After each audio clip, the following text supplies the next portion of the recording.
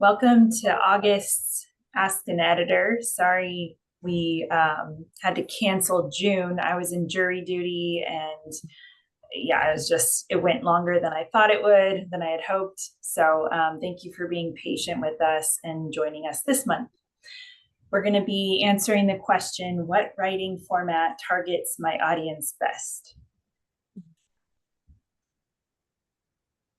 And my name is Eva Barrows. I'm a story coach, and I work one-on-one with authors and coaching sessions. And I do also manuscript evaluations and developmental edits. And I enjoy helping fiction authors deepen their story, their structure and character development, and to engage and hook readers and keep them reading. And my name is Lila. I have LaBine editorial, and currently I'm just doing copy editing, mostly for fiction, and any screenplay basic proofreading.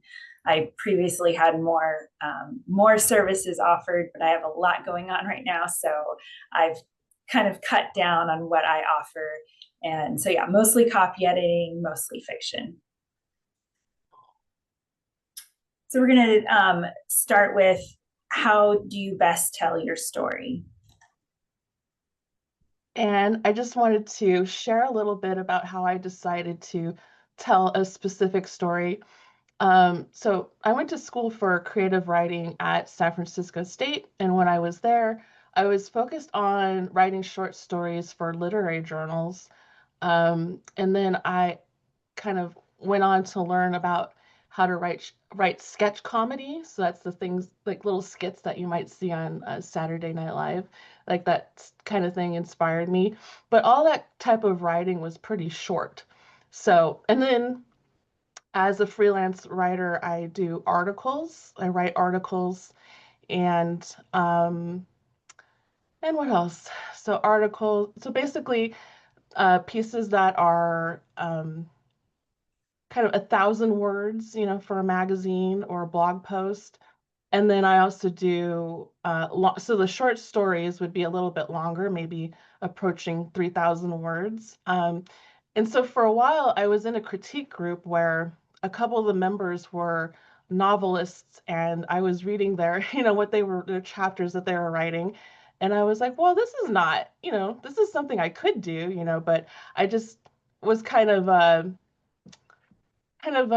intimidated by the long, because it's like a novel is going to be something that you're doing for years. I mean, some people it's years.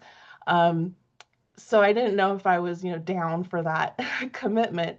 And then I didn't, at the time, didn't have anything in mind that I would want to, write, a long story for.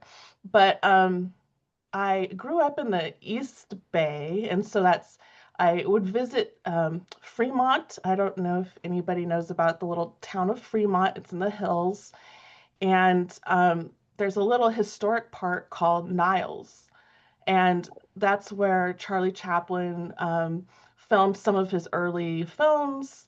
And the Bronco Billy I knew because there's a pizza parlor called Bronco Billy.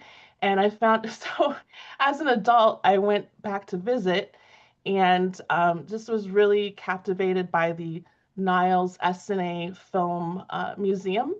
So there's a museum they show silent films at the theater, and they have a whole history there where you can, learn about what it was like for when they were filming in Niles. And so this is like the early 1900s. And so after that more recent visit, I went home and just, of course, didn't think anything about it.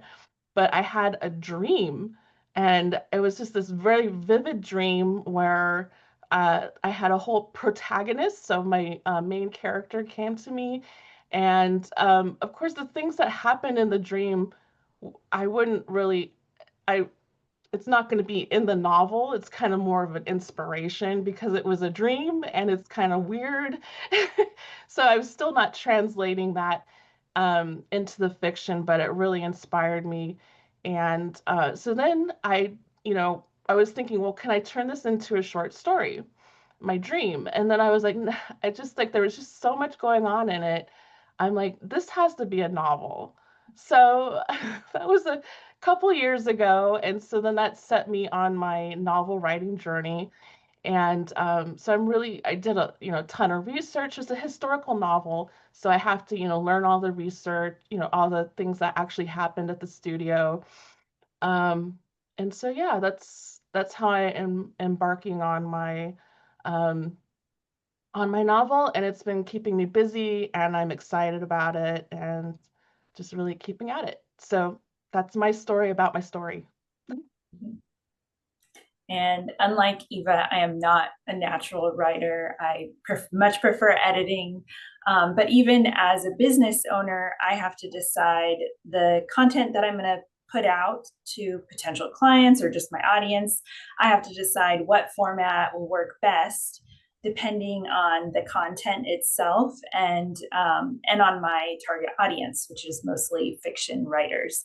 So I am often deciding, okay, should this be a blog post? Would it be better for someone just to be able to read it like quickly on their phone or online? Um, or is this something that maybe I want some visual components to, and I'm gonna make it into a YouTube video so that so that I can kind of talk about it more naturally to my audience. So every time I put out a piece of content, just like you, I am having to make that decision, like what will be best for the audience, the people I'm trying to reach, and then how would they like to view or read that content, and then the content itself, how would that best be presented? So a little different than Eva's, but anytime you're putting anything out into the world, you have to decide who's your target audience and what's the best way to reach them. And then, oh, did someone say something? No? Okay. So one of the first things you need to think about are what's your goal for writing? Like what's your ultimate reason for writing? And so that could be that you're writing to entertain yourself, you're writing to entertain others. Like some people just seriously write just to entertain themselves because they have so much fun writing. And then other people, other writers, it's more about just making others excited and entertaining others. You might just want to get all these ideas you have in your head for stories. You want to get them out into the world because they're driving you crazy. Maybe you want it like me, you want to promote your business. You want to reflect on your life or your experience of a certain event in your life. You want to pass on lessons that you've learned over the course of your life, or you want to spread the word about something that you're passionate about. So what is your goal for your writing?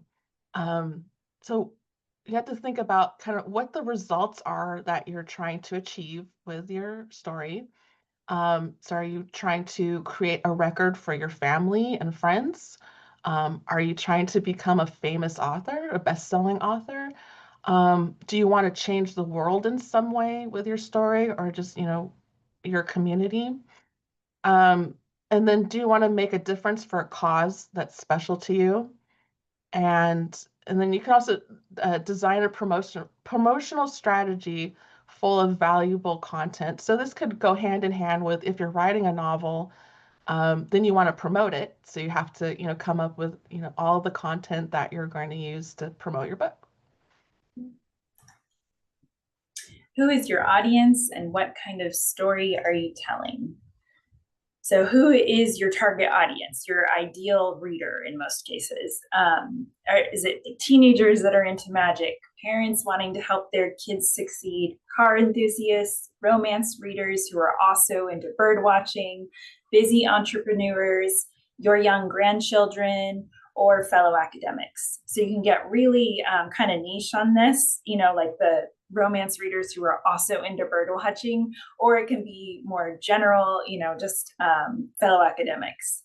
But you want to know who that is. And the more specific you can get, usually the more helpful it will be as you're making these decisions. You want to get clear, like I said, get clear on your audience, and we'll help you make these decisions. So, who is most likely to enjoy your writing? Who would you love to have reading your writing? What types of things do these people usually read? Do they usually like books? Do they usually like prefer magazines? That's getting rarer and rarer, but online articles, comics, graphic novels, art books, coffee table type books. Um, and then what's the best way to capture that reader's attention, which is basically what do they like to read, but it's kind of different. Match the writing you do with your ideal reader because you want to show up where they are or where they're likely to want to be.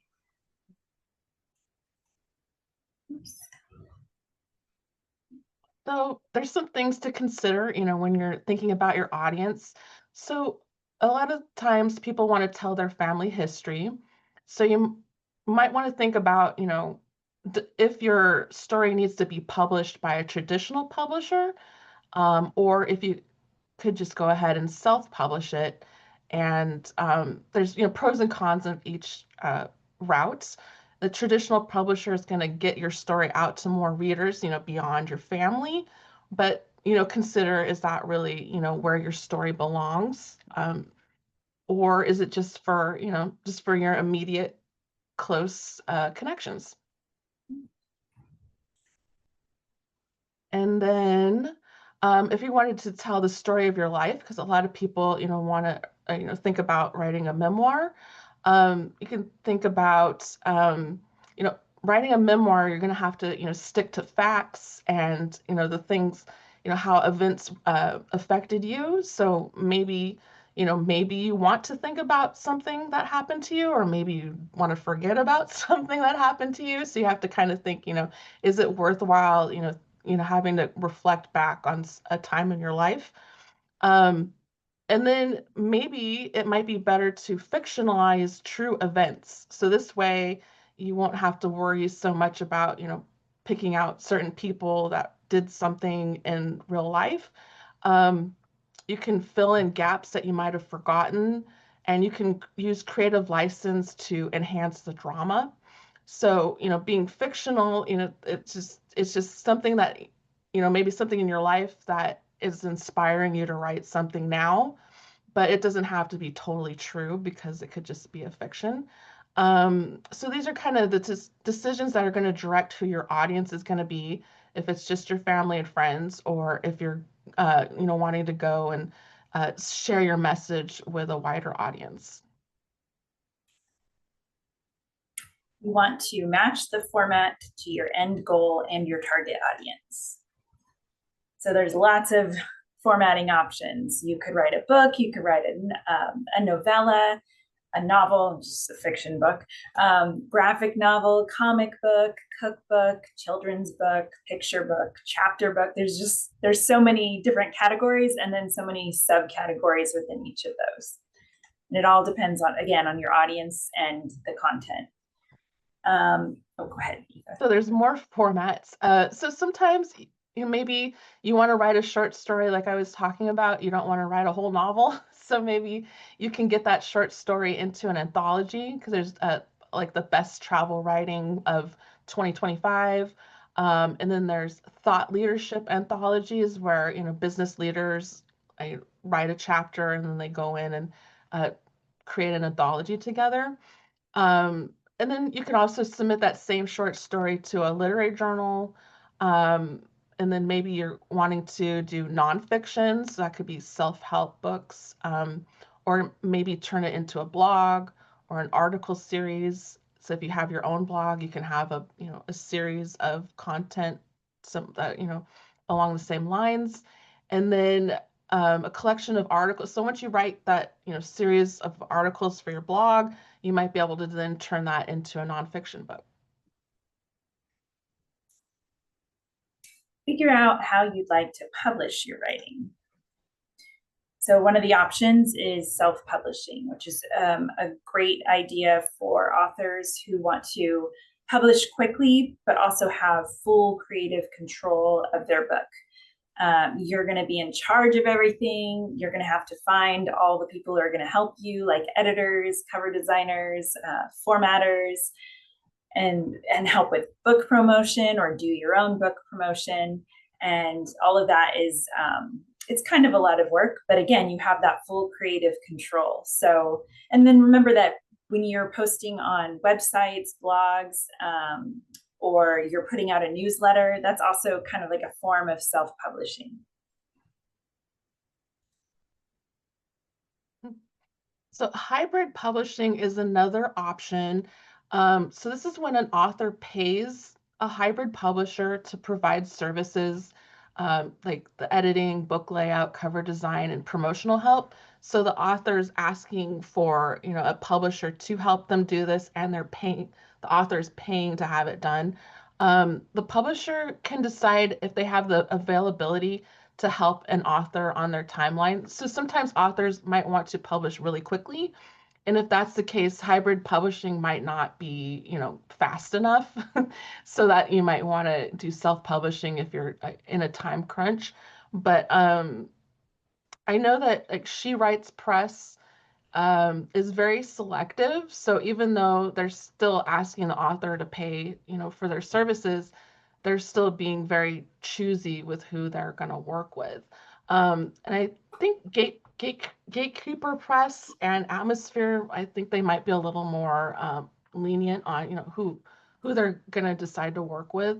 Um, And so it's often easier to obtain a hybrid publisher because you don't have to go through an agent. So easier than getting a traditional publisher. But you do have to watch out for scams. There are a lot of companies that will take your money and give you very little in return. So the writerbeware.blog, that's a website. They have a list of, scams that are targeting authors, and you can look up a hybrid publisher to see if they're legit, if there's any complaints about them.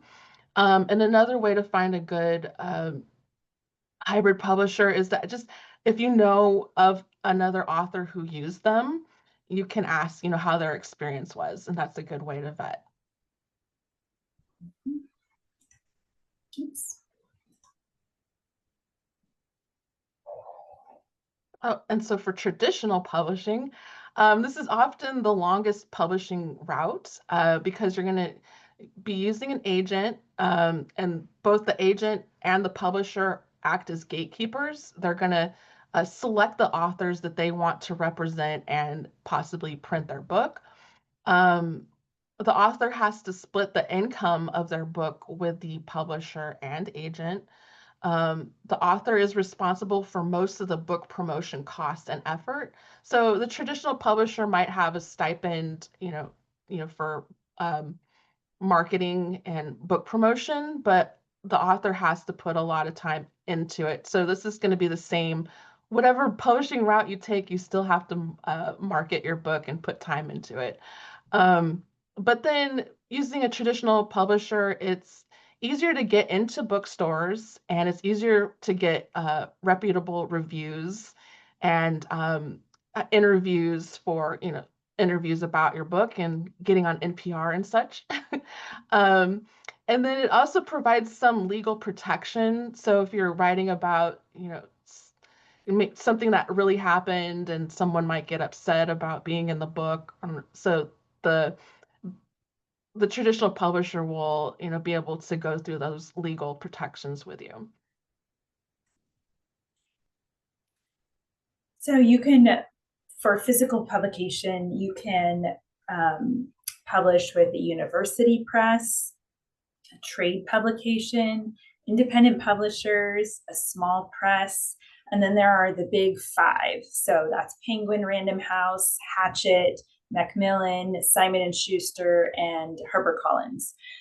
Those are like the biggest publishers, and the maybe the hardest to get into. But Eva's going to talk about how each big five has many different inputs. Yeah, so each of those huge companies, um, so just to take Penguin Random House, for instance. So I looked up, on their website.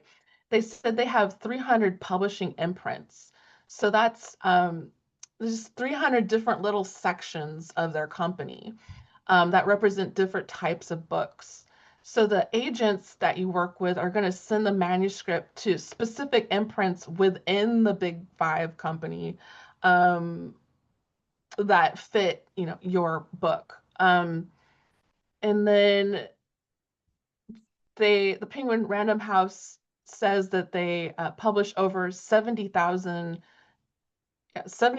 digital and 15,000 print titles a year, and they issue 100,000 ebooks.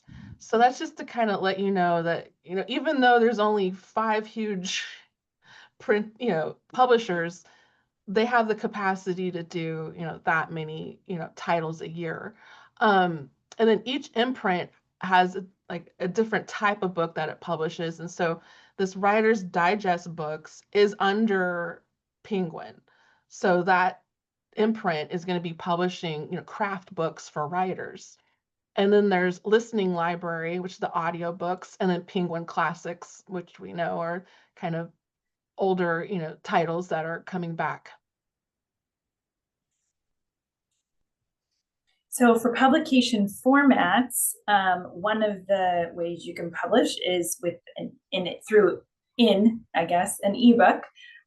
This is best for genre fiction, especially things that your readers are going to just want to like fly through or devour. So like romance, especially series, thrillers, fantasy, and yeah, some sci-fi.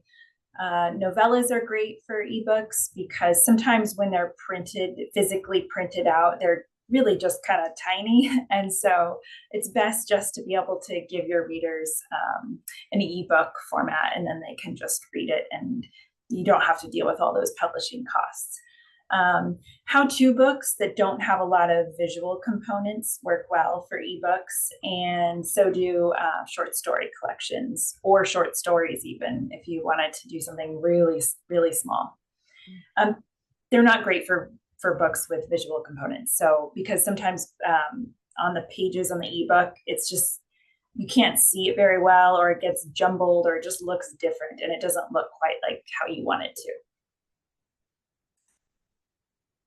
Paperback books are great for most things, but especially literary fiction, memoir, nonfiction, YA, book club reads, books that you're going to like hand off to your friends or, carry around a lot.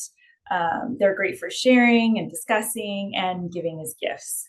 They're not great for books where, layout is important. Again, it's better than an ebook, but it's still not quite as great. So like, for a coffee table book, you're not going to have a small little paperback book because that wouldn't really work.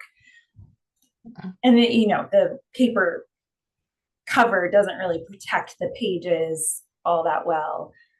So that's why hardback books are great for books that you're going to keep for a long time, books that you're giving as special, like nice gifts. Coffee table books, a lot of picture books are hardback because they're more durable, and so kids can't ruin them quite as fast. They're great for collections, and then great for books that are going to be really kind of big and have a lot of figures, charts, or maps and illustrations, art books and such. Authors with limited budgets probably aren't going to publish hardback books because they're more expensive, and fiction that can be consumed quickly, it doesn't really make sense because you're just going to fly through that stuff anyway. So oops, is it not? Oh, it did change. Okay.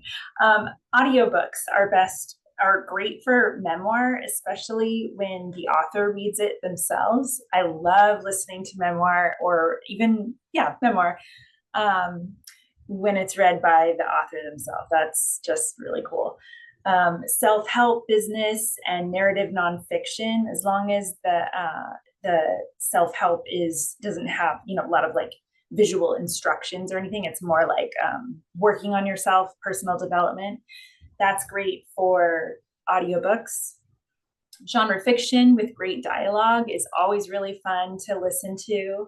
And then books for commuters, like business books and self help, I guess. So if your target audience is are they're busy people, then audio is great for them.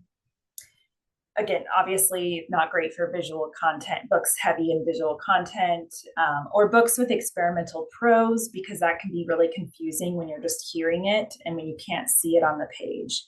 And then academic or technical books aren't usually read from beginning to end.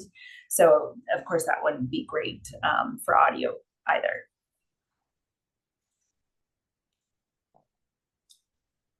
Hmm. So I'm just going to talk about a couple of online publishing options. So the first thing I have here is cross-posting. So that's when you have another author that you're willing to post what they wrote on your website or in your newsletter, and then they do the same for you. So that's cross-posting, and that kind of helps you get readers, that they have, and then they get readers that you have. And this is great for blog posts or short stories, just to kind of help promote those. And then Substack is a newer online alternative to individual blogs.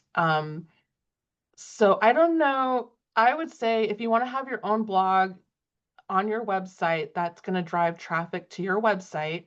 But you can probably, if you wanted to, you could repurpose that same content and create a Substack page with it. Um, and then then Substack also has the opportunity for you to go ahead and distribute the article again through to your subscribers that way, into their email. So it gets into your subscribers' email, and then it lives online, and then there's a social media aspect to it where readers can find you in a social way, and then there's a potential to be paid. So you can, maybe you can, share some content for free and some content you're going to have paid subscribers. So that's just another way to think about monetizing your stories. Um, and then literary journals have online and, in print options. Um, and then they might have special online only stories. So that might be, an additional venue for your story. Um, Magazines are both online and in print, like digital issues. And then just I like the fact that digital versions of articles are easier to share on social media. Like if you had it in a physical book or a physical magazine only, you'd have to scan it, take a picture of it. So it's kind of just neater and easier to read if it's already digital. Um, and then there's, writing articles, opinion pieces, and letters to the editor that would be published in digital newspapers. And that's just a great way to get, the word out about local issues that you care about, um, you know, promote your upcoming events, and then maybe profile local businesses. And these are all stories that are worth telling and sharing.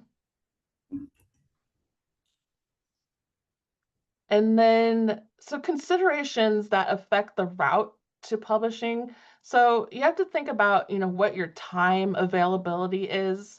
Um, you know, if you're, if you're going to write a novel, do you have time to write a novel, or you have to figure out how you're going to get that done? If that's an hour in the morning before you go to work, you have to kind of think about, what the trade-offs are, if you're going to start a long project like that. And then it's good to have a time frame in mind to kind of be accountable for the work that you're doing. So like at the time, like right now, I don't really have an end date in mind for my novel, but it probably would be a good idea to go ahead and say, hey, in a year, I want to see, I want to at least have my whole draft done, and then I have to figure out, how that's going to happen. Um, and then there's also financial considerations. So if you have, you went ahead and, wrote your manuscript, then you may need to hire professionals to, help you make the book the best that it can be before publication. If you're self-publishing on a small budget, there might be, eh, less expensive ways to prepare your book. And then, I've heard that there's kind of pre-designed covers out there, that you might be able to purchase instead of having a custom made one by an artist. And then there might be editing tools like that you can use, and just maybe have friends help you spot typos before you publish. So you kind of have to just think about, if you're able to afford professionals, or if you're gonna have to, try to figure out different ways to get it done. And then there's the skill level. Um, so if you're just starting out as an author, you may need to, hire more help when you're first starting. So that could be a developmental editor, a story coach to teach you a story structure and character development. Um, and you can use this knowledge. So once if you pay to have that, and then you can use that knowledge for your next book, because people are going to ask you when your next book is coming out. So and then also there are a lot of great craft books, so writing craft books that you can use to help you get started. And then, so just, your second and third book, you're not going to need as much support because you're going to know what you're doing. And then that's the same with other types of writing. So you could take a short story class. And then if you're writing articles, you're going to probably get more feedback from your editor in chief, on your first articles. And then, as you progress, the next time you're not going to need as much. And then, um, so also, if your end goal is to write a novel, maybe you can write a short story first and then think about how you can expand it. Or maybe you want to write a nonfiction book. So maybe you'll write an article first and then a blog series, and then you can develop the whole novel or the whole nonfiction book. So it's kind of just, taking baby steps as you learn. You also need to consider where your readers are. So if you're writing for a certain industry or certain industry, then you would write a nonfiction manual or an article that would be something that could be published in a magazine, like specific to that subject. Um, so, maybe about a certain type of car, and then that you could submit it to a car magazine. I don't know car magazines, I'm sorry, but that type of thing. So you're gonna just look for where your readers go. And often you'll know this because if you're writing about cars, you're obviously interested in cars. So think about all the places you read about cars. Could you contribute to one of those publications? If you're writing a beach read rom-com, then a traditional publisher with a history of publishing romance or any similar like beach read titles would be a great fit for you. And then the scope of your story. So is it a big idea? Are you going to write a full novel or a screenplay or a regular play? Or is it something a little more concentrated, which would be better done in a novella or short story? Or is it so specialized that you want to just write an article about it? Or, a nonfiction book? So now we'll talk about how editors can help you. So as a story coach, I just do a lot of talking with authors about what format best expresses their idea. And then we can weigh the pros and cons of a publishing route. So that's the story length and what media might appeal to their potential readers. So just all the things that we've been talking about, like I can, talk with authors to kind of just nail down, what type of story this is going to be. And then a story coach can provide guidance and feedback on how to tell the story for that preferred format. And then, so if it was going to be an audiobook, there has to be a realistic dialogue. Of course, that's across the board, but especially for audiobook. Um, And then if you're doing a children's book with a lot of images, you're going to have shorter, text space. And then there's going to be pacing decisions to fit genre conventions. So that's, fast moving pages that the reader's going to, flip through real quick to create tension. And that could be in like a thriller, say. And then expansive descriptions for world building. And that could be like for fairy, for fantasy. Yeah. Alpha readers, I've talked about this before. So if you haven't heard about beta readers, you didn't come to our Ask an Editor session on beta readers and critique groups, go back and watch that video on YouTube because it could be very helpful. And I briefly mentioned alpha readers in there. They are usually people who read the earliest drafts of your writing, and often they are authors that themselves that write similar things to you. They don't have to be, but usually that's what it is. So alpha readers give their opinion on how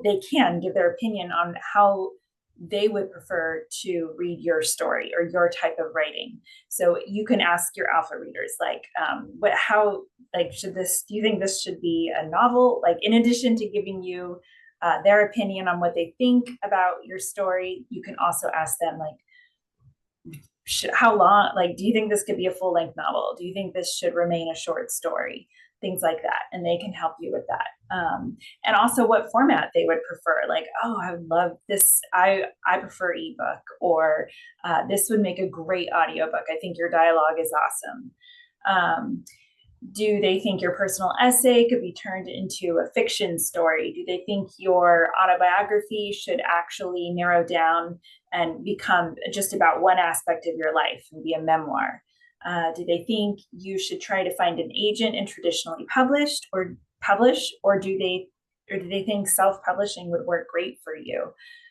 Be sure to consider their opinion, but just remember that it's your story. So you're just getting ideas, but you make the final decision.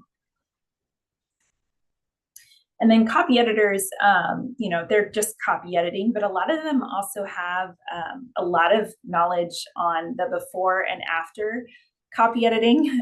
So they can, if you're not sure, where can I find a formatter, or what's the next step, or any of those types of questions about the publishing process, a lot of copy editors have a lot of knowledge and they can help answer your questions. So when you're looking for a copy editor or a line editor, or even a proofreader, I guess proofreader would be, if you're looking for a line editor or a copy editor and there's a specific part of the publishing process that you're unsure of, or just kind of makes you nervous, try to ask your potential editors if they know anything about that part of it.